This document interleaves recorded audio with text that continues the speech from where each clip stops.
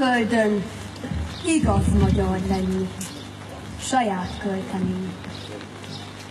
A hegyek feketébe öltöztek, s a fenyők is gyászruhát öltöttek.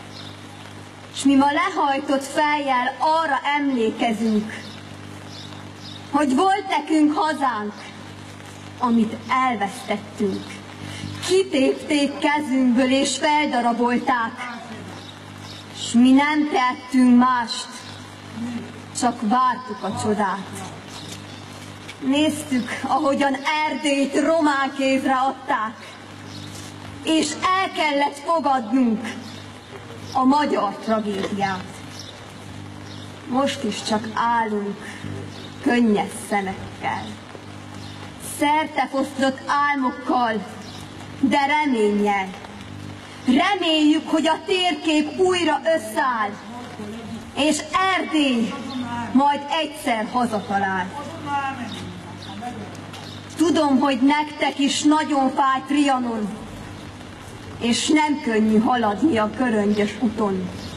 Mert nem könnyű román földön magyarnak lenni, és hogy semmibe vesznek, azt elviselni.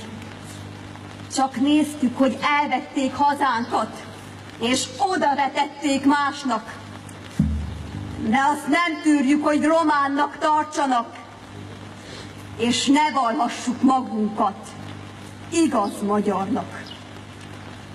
E föld itt Erdély, s ez senki másé, a szenvedő és tűrő magyarságé.